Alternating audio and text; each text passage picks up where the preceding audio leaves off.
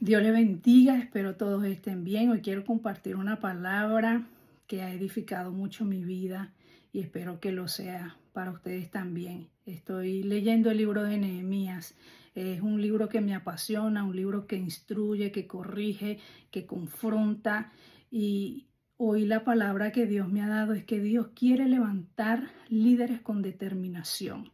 En estos tiempos de crisis moral, espiritual, social, religioso, económicos, Dios quiere que su pueblo, hombres y mujeres, nos levantemos como líderes con determinación, que seamos perseverantes, persistentes, que estemos enfocados, que busquemos hacer la voluntad de Dios y no buscar o alimentar nuestro propio ego. Estamos en una crisis a nivel de liderazgos. ¿Y qué es un líder? Un líder es una persona que puede influenciar a otros, para bien o para mal. Existen dos tipos de líderes, buenos y malos, pero existen varias características de liderazgos que pueden transmitir una motivación correcta. Líderes que se encargan en la renovación, en la transformación, en la motivación, en el carisma, que pueden hacer que las personas que están a su alrededor, su familia, amigos, vecinos, iglesia, puedan crecer, no buscando alimentar su propio ego o satisfacer sus propias necesidades, sino hacer que las otras personas también puedan crecer y que tengan identidad y puedan estar seguros de que también tienen propósitos claros en Dios, porque Dios no improvisa, porque Dios todo lo hizo con un propósito específico, y quiere que nosotros en estos tiempos seamos parte y protagonistas de lo que Dios quiere hacer en estos tiempos de crisis. Sí podemos levantarnos y sí podemos enfocarnos en su reino, alcanzar el proyecto de Dios por lo cual fuimos diseñados y mostrarle al mundo que tenemos un Dios fuerte y poderoso, que puede cambiar las tragedias en victoria. Estoy leyendo el libro de Nehemías, un libro con mucha información, un libro que confronta, que transforma, que motiva. Y Dios quiere levantar líderes como Nehemías. Y Nehemías estaba en una posición buena, tenía un buen trabajo, era copero del rey.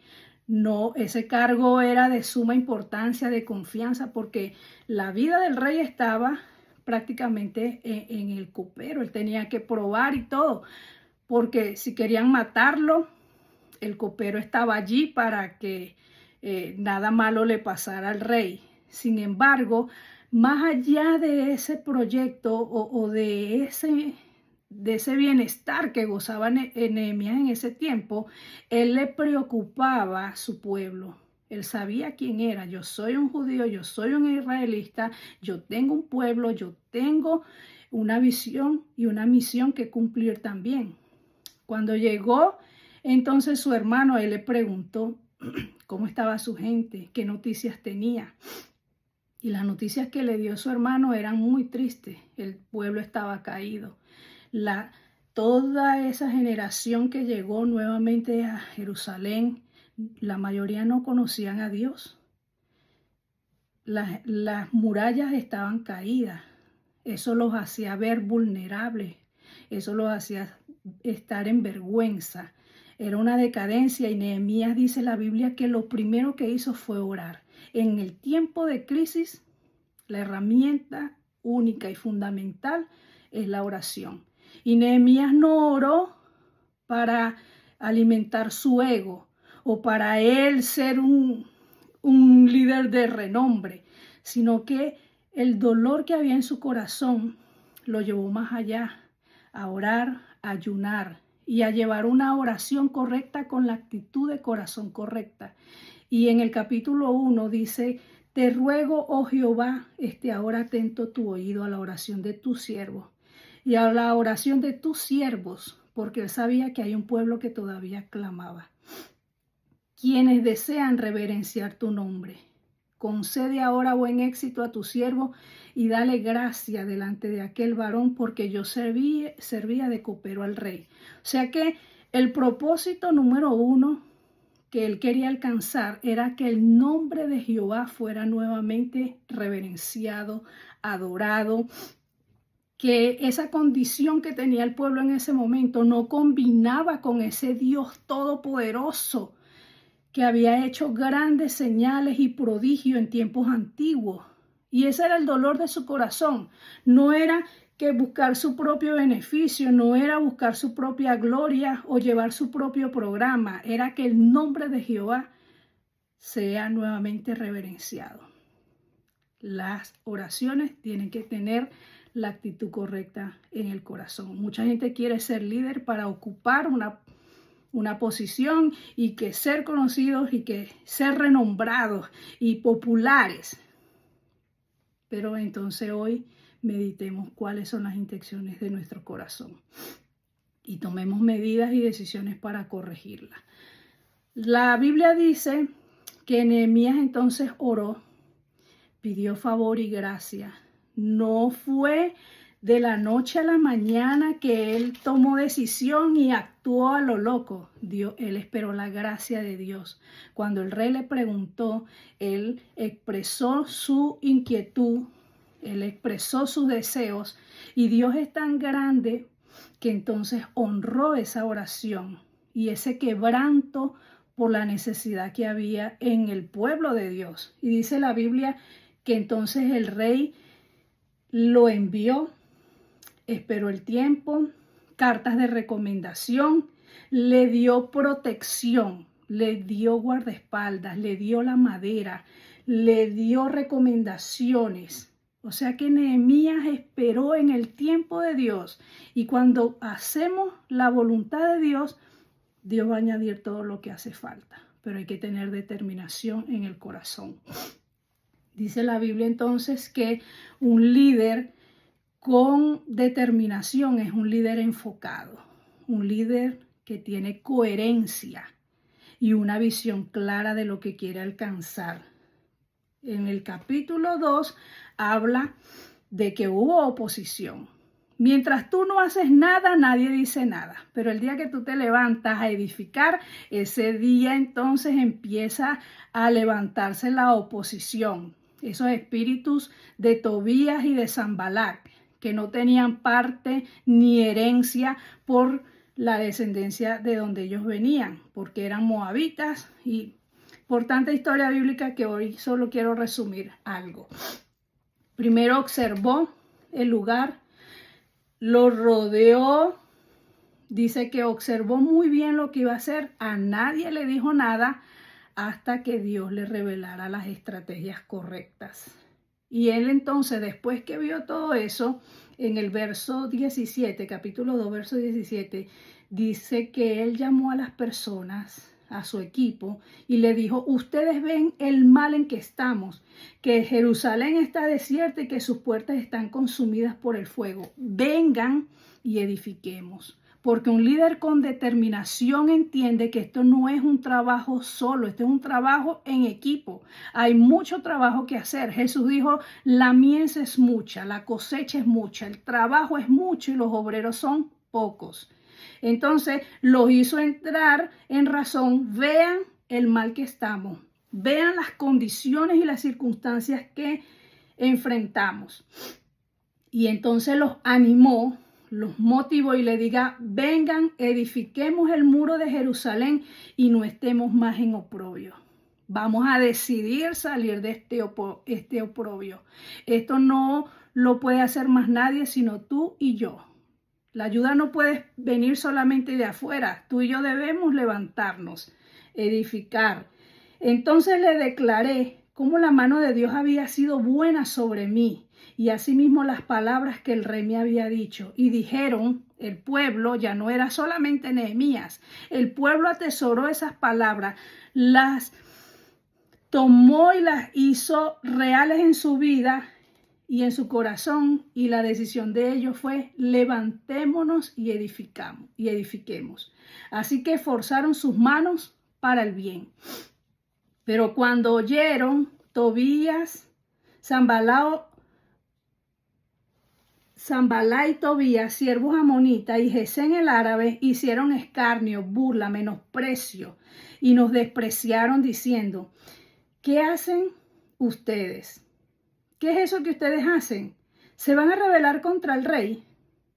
Provocándolos, incitándolos. Pero Nehemías tenía la respuesta correcta en su boca. Él no contendió, él no insultó, simplemente él dijo, el Dios de los cielos, el Dios de los cielos, Él nos prosperará. Y nosotros, sus siervos, nos levantaremos y edificaremos, porque ustedes no tienen parte ni derecho ni memoria en Jerusalén. O sea que él no iba a gastar el tiempo con gente que nunca hace nada, que no pusieron nada para edificar, tampoco necesitaban su opinión. A veces nosotros escuchamos las opiniones de otros y empezamos a desanimarnos. Pero cuando tenemos el enfoque y una visión clara de lo que queremos alcanzar, nuestros oídos se cierran a las voces negativas, a nuestros pensamientos negativos, a la duda, a la incredulidad, a la fuerza humana, porque Él dijo, el Dios de los cielos, Él nos va a prosperar, Él nos va a bendecir, la bendición de Dios enriquece, prospera y no añade tristeza con ella. Y la Biblia dice entonces que empezó a distribuir el trabajo. En el capítulo 3 habla que los puso a cada uno en lugares específicos. Cada puerta fue edificada, cada lugar estratégico fue edificado. Y en el capítulo 3 habla que lo hicieron, cada uno restauró puertas, cada uno con familias, con descendencia, restauraron puertas. Empezó la persecución porque el enemigo es especialista en oponerse y va a usar personas dentro del mismo pueblo para empezar a murmurar, para empezar a desacreditar, para quitar y romper con el buen testimonio de las personas. Y empezaron las persecuciones a ponerse más intensas. Y entonces ya no eran nada más los enemigos, Tobías, Sanbalá, el árabe, sino que vino algo muy real. En el capítulo 4, dice que en el capítulo 4, verso 6, dice que el pueblo tuvo ánimo para trabajar. El verso 6 dice así, edificamos pues el muro y toda la muralla fue terminada hasta la mitad de su altura, porque el pueblo tuvo ánimo para trabajar. O sea que cuando a veces no es tanto las herramientas, sino el ánimo. Imagínense la escena, todo estaba bajo escombro, todo estaba bajo cenizas. La gente no tenía motivación del corazón porque se habían olvidado de Dios. Se acostumbraron a vivir en vergüenza. Se acostumbraron a vivir en escasez. Se acostumbraron a vivir sin Dios. Se acostumbraron a vivir sin templo, sin congregarse, sin hacer sacrificios, sin hacer ofrendas. Y así llevaron mucho tiempo. Pero el día que ellos decidieron levantarse y edificar y tener ánimo para trabajar, entonces la muralla fue terminada hasta la mitad de su altura. Sigue nombrando a los enemigos y a los opositores. Pero en el verso 10 dice, y dijo contra ellos el verso 10, y dijo Judá, la fuerza de los acarreadores se han debilitado y el escombro es mucho y no podemos edificar el muro. O sea que aquí había una necesidad real. Estaban entonces levantando piedra y basura y escombro. Tenían el ánimo, pero vino algo que fue el cansancio físico. Y eso también tenemos que enfrentarlo, porque la fuerza del Señor, el gozo del Señor es nuestra fuerza. Pablo dijo, todo lo puedo en Cristo porque Él me fortalece.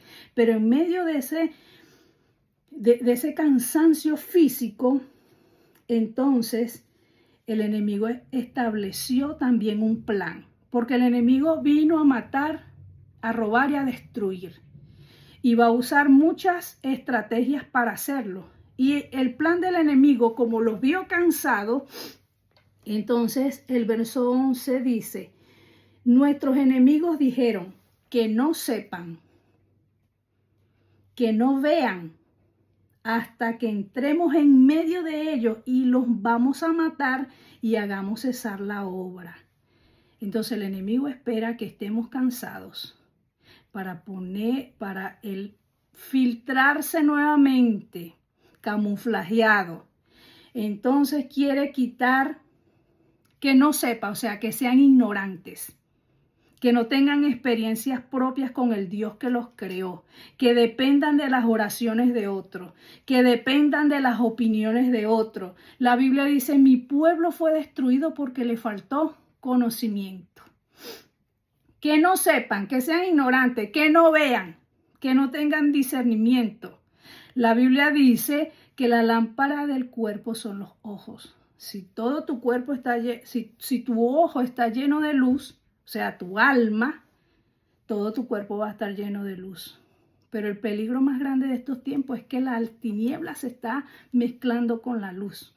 O sea, una apariencia de piedad, pero hay una rebeldía insaciable. Y dice que no sepan, que no vean, hasta que estemos en medio de ellos por falta de conocimiento y de discernimiento, entonces los vamos a matar. Y cuando los matemos, esa obra se va a paralizar. Entonces el enemigo está matando la fe de los cristianos. El enemigo está poniendo el enfoque, haciendo que pongamos el enfoque en la circunstancia, en la tempestad, en la tormenta, en el grande mar, y no en el propósito por lo cual fuimos llamados. Entonces la respuesta de Nehemías para esa circunstancia, porque un líder con determinación tiene una visión clara y tiene la palabra adecuada en el momento adecuado y la estrategia correcta para que la obra de Dios prospere. ¿Y cuál fue? En el capítulo 4, verso 13, mire la estrategia de Nehemías. Entonces, por las partes bajas del lugar, detrás del muro y en los sitios abiertos, o sea, en todas esas puertas que abrimos, en todas esas puertas que quedaron abiertas, que nosotros le dimos derecho legal al enemigo para que atormente, dice, los puse al pueblo por familias, con sus espadas, con sus lanzas y con sus arcos. Después miré y me levanté y dije a los nobles y a los oficiales y al resto del pueblo, no teman delante de ellos, acuérdense del Señor, Él es grande y temible, y peleen por sus hermanos, peleen por sus hijos, peleen por sus hijas, peleen por sus mujeres y por sus casas. Entonces, cuando venga el cansancio, porque va a llegar el cansancio físico, el cansancio emocional, entonces agarremos un propósito en esta batalla y miremos a la derecha y a la izquierda, y cuando las piedras y los obstáculos se vuelvan más pesados, miremos la cara de nuestros hijos, miremos la cara de nuestros nietos y de esas generaciones que se levantan, y agarremos ánimo para luchar por nuestros matrimonios, para luchar por nuestras familias, para luchar por nuestros vecinos, nuestros amigos, por esa gente que se ha cansado, por esa gente que ha quedado herida en el camino, por esa gente que no conoce a Dios, por esa gente que están decepcionados, por esa gente que ha sido heridos por malos líderes.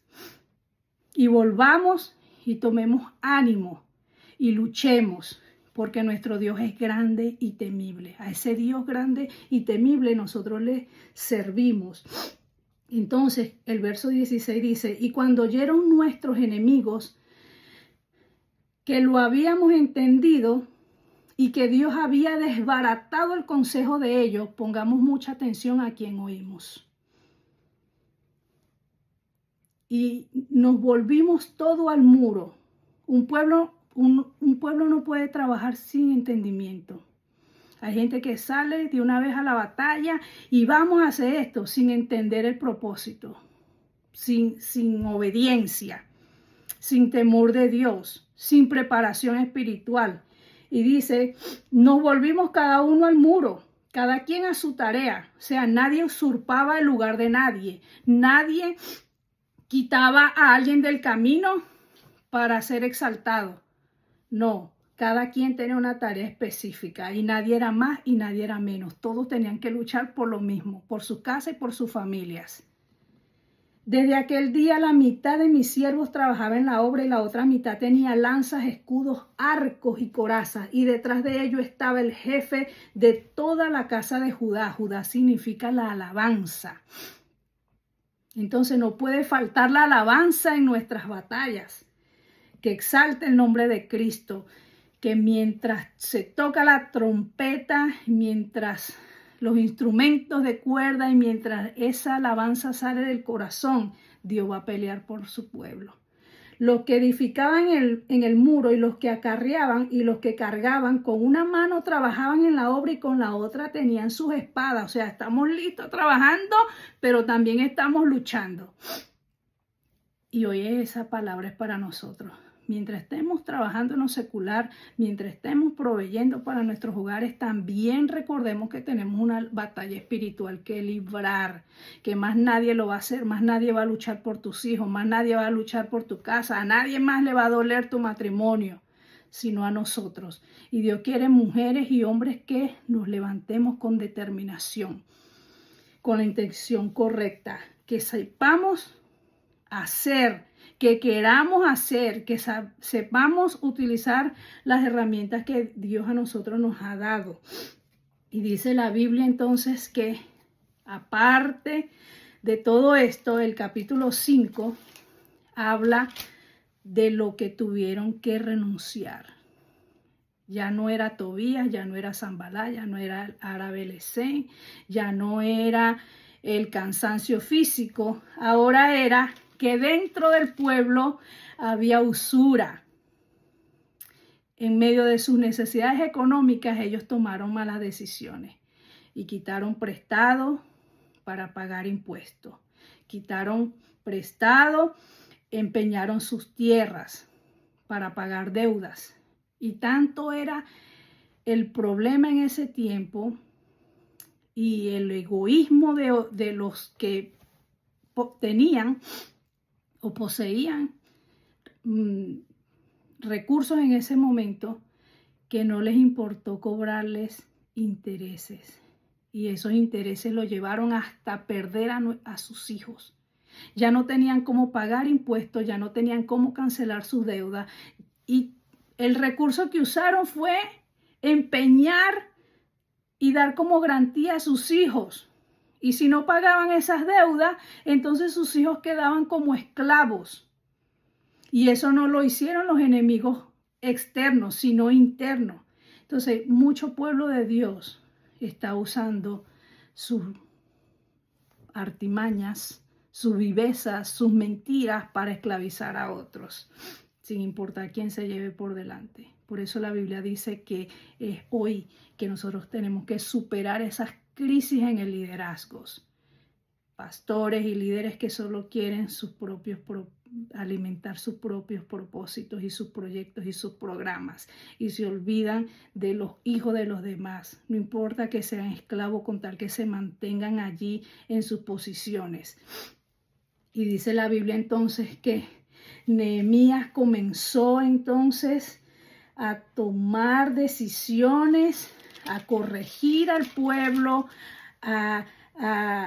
el capítulo 5, verso 6 dice: me enojé en gran manera cuando oí el clamor de estas palabras. Entonces medité, pensé y reprendí a los nobles y a los oficiales y les preguntó: ¿exigen interés cada uno a su hermano? Entonces convoqué contra ellos una gran asamblea y dije: nosotros, según nuestras posibilidades, rescatamos a nuestros hermanos judíos que habían sido vendidos a otras naciones, a otros hermanos, y serán vendidos. Y ustedes venden aún a sus propios hermanos y serán vendidos a nosotros. Todos callaron, no tuvieron nada que responder. El verso 9 dice: no es bueno lo que haces, no es bueno lo que haces, no es bueno lo que haces, no es bueno lo que estamos haciendo. No andará en el temor de nuestro Dios para no ser oprobio de las naciones enemigas nuestras. También yo y mis hermanos y mis criados les hemos prestado dinero y grano. Quitémosle pues ahora ese peso, esa carga que no pueden llevar. Les ruego que les devuelvan hoy sus tierras, sus viñas, sus olivares y sus casas, y la 100ª parte del dinero del grano y del vino y del aceite que demandan de ellos como intereses.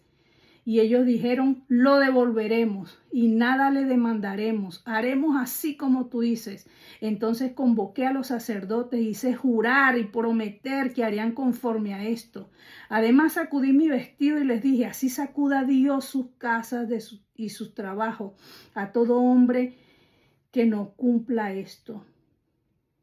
Y así se ha sacudido y vacío. Todos volvieron. Todos devolvieron lo que tenían. Esa usura, esa avaricia, ese egoísmo del corazón. O sea, todo para mí, todo para mí, todo para mí. No me importa el prójimo. Y dice la Biblia en el verso 19, acuérdate de mí para bien, Dios mío, y de todo lo que hice por este pueblo. Acuérdese Dios de nosotros, nos mire con agrado, nos mire con misericordia, y hoy nos da la oportunidad de volvernos a levantar y de luchar y de clamar y de ayunar y de esforzarnos y de poner nuestras manos al servicio de la obra de Dios y actuar para bien y actuar por el beneficio de otros, y Dios no se va a olvidar de nuestras necesidades. La Biblia dice que busquemos primeramente el reino de Dios y su justicia, y todas las demás cosas van a ser añadidas. En el capítulo 6 habla de algo que me llamó poderosamente la atención. Y es que tenemos que saber a quién le vamos a pedir consejos. Para resumirles, había un hombre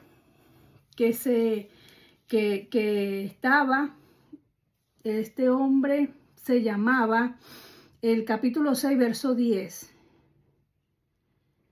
Vine luego a la casa de Semaías, hijo de Laía, hijo de Mehetabel, porque él estaba encerrado, el cual me dijo, reunámonos en la casa de Dios dentro del templo y cerremos la puerta del templo, porque vienen para matarte. Sí, esta noche vendrán para matarte. Ese era el consejo de alguien que nosotros a veces también vamos a buscar consejo a la persona equivocada, porque tiene más edad que nosotros, porque tiene más tiempo en el evangelio, porque ya tiene mucha experiencia en la vida. Y este Semaías también se manifiesta en estos tiempos. Gente que no se congrega, gente que lo sabe todo, gente que uno piensa que le va a dar un buen consejo. El consejo de él dijo, bueno, vamos a encerrarnos en el templo y cerremos la puerta. Mucha gente dice, tengo desánimo. Y vienen esos Semaías a decirle, sí, es verdad, no nos congreguemos. Dios escucha nuestras oraciones, en nuestras casas oramos y vemos el YouTube y vemos todo por el internet.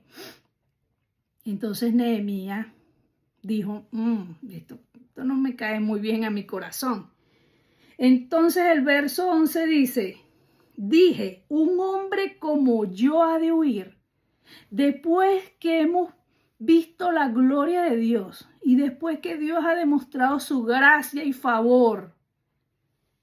¿Cómo vamos a huir? ¿Cómo nos vamos a esconder? ¿Y quién fuera como yo entraría al templo para salvarse la vida? Y dijo, no entraré. Y entendí que Dios no lo había enviado, sino que hablaba aquella profecía contra mí, porque Tobías y Sanbalat lo habían sobornado. porque fue sobornado para hacerme temer y así pecar, y les sirviera de mal nombre como fueron para que yo fuera difamado. Hay un verso que dice que también había sido enviado para infundir miedo. Entonces hay muchas personas que se dejan usar del enemigo, tienen apariencia de piedad y sus consejos son para intimidarnos. Sus consejos son para que tengamos miedo, para que pequemos, para que seamos difamados, porque el día que tú falles, todo ese día se acaba todo. La gente no perdona y siempre te van a estar recordando tu caída y tu error. Dice que también fue enviado ese consejo para infundirme miedo. Pero la respuesta de él dijo, no, yo no voy a huir. Dios no me mandó a ser un cobarde. La Biblia dice, mira que te mando que te esfuerces, que seas valiente.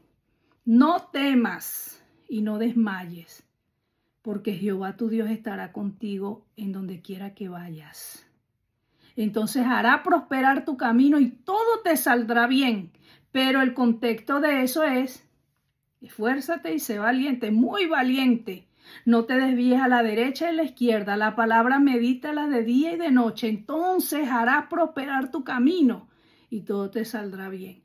Pero mucho pueblo de Dios está enfocado en los malos consejos, en el temor, difamando a otros, criticando y viéndole los errores a otros, y estamos perdiendo el enfoque de la verdadera meta, que es Jesucristo, y es la edificación, es la reconstrucción, es la restauración de una sociedad y de un pueblo en crisis. Y dice la Biblia en el capítulo 6, verso 15, fue terminada pues el muro el 25 del mes de Elul, en 52 días. Tenían años viviendo en esa condición. Y en 52 días, ellos pudieron edificar todo el muro. Cuando lo oyeron, todos nuestros enemigos tuvieron temor. Todas las naciones que estaban alrededor de nosotros se sintieron humillados y conocieron que por nuestro Dios había sido hecha esta obra. Entonces, para Dios nada es imposible. Lo que pasaron años y generaciones en esa condición, en 52 días, Dios lo pudo hacer, porque esa es su misericordia y su gracia. No es con ejército, no es con fuerza, es con su Santo Espíritu. Pero vuelvo y repito que tenemos que tomar decisiones correctas y levantarnos en el nombre de Jesús como unos buenos líderes con determinación. Que sean resilientes, que se levanten, que florezcan en medio del desierto, que puedan ver la mano poderosa de Dios abriendo el mar, abriendo puertas, territorios, provisiones. Y después en los capítulos siguientes, cuando todo esto fue hecho, el capítulo 7 habla que Nehemías puso a los cantores, a los porteros, a los levitas, cada uno en su sitio, porque Dios ha dado talentos, dones, ministerios a cada uno de su pueblo. Pero cada uno tiene que ocupar el lugar que le corresponde. Y dice la Biblia que en el capítulo 7, todo por familia. Eso me llenó de alegría, saber que estas familias que estaban aquí nombradas, Dios los tenía en sus planes. Dios se preocupa por nuestra familia. Dios no nos ha olvidado. Y todo lo bueno que nosotros hacemos es para beneficio de nosotros y de nuestra familia. Dice la palabra de Dios entonces que el capítulo 8 fueron avivados por la palabra. El verdadero avivamiento viene cuando sabemos oír y entender la palabra de Dios. Esdras fue el que vino a traer toda esa, dice el capítulo 8, Esdras leyó la ley. Todos se juntaron como un solo pueblo en un mismo sentir. Todo el pueblo estuvo atento desde la mañana, imagínense, hasta el mediodía en presencia, en esa asamblea, hombres, mujeres y todos los que podían entender. Y los oídos de todo el pueblo estaban atentos al libro de la ley. Todo el mundo mostró reverencia, respeto. Y la Biblia dice que la fe viene por el oír y el oír la palabra de Dios. Por eso una de las oraciones bien importantes del pueblo de Dios es el Shema, que dice: escucha, oh Israel. Nuestro Dios es uno. Uno es. Escucha, escucha, escucha y razona, escucha y reconoce, escucha con la intención de obedecer. Pero también nuestras vidas se corrompen por lo que oímos. Entonces es muy importante saber oír. Todo el pueblo estuvo atento, reverente, bendijeron a Jehová, Dios grande, y todo el pueblo respondió: amén, amén. Alzaron sus manos y se humillaron y adoraron a Jehová, inclinándose a tierra. Verso 6. Y los levitas, habla de todos esos levitas, hacían entender al pueblo la ley, y el pueblo estaba atento en su lugar y leía el libro de la ley de Dios claramente y ponía el sentido de modo que todo el mundo entendiera la lectura. ¡Wow! ¡Qué bendición! Mucha gente piensa que el avivamiento es solamente gritar, cantar y aplaudir. El avivamiento es oír la palabra de Dios.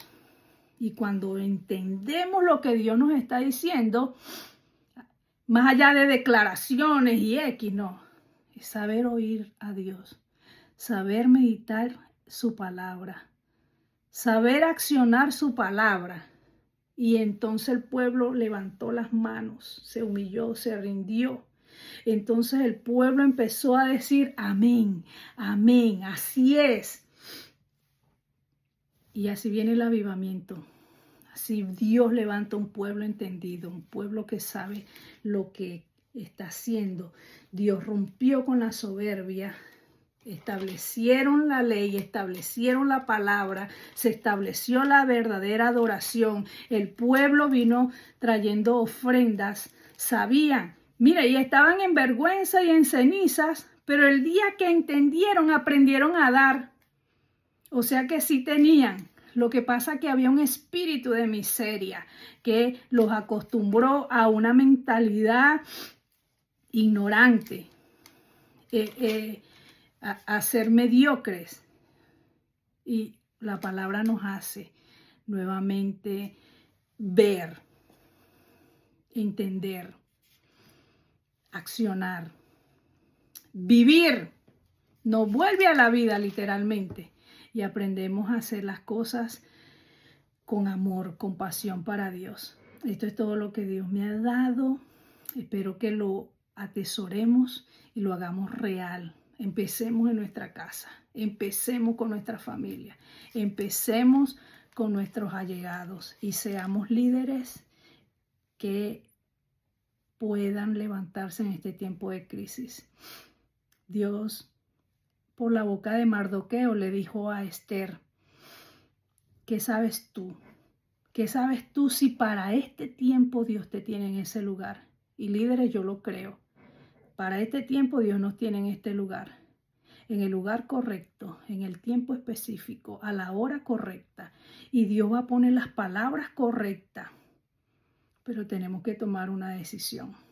Dios les bendiga, Dios les guarde y bueno, que esta palabra sea una bendición para cada uno.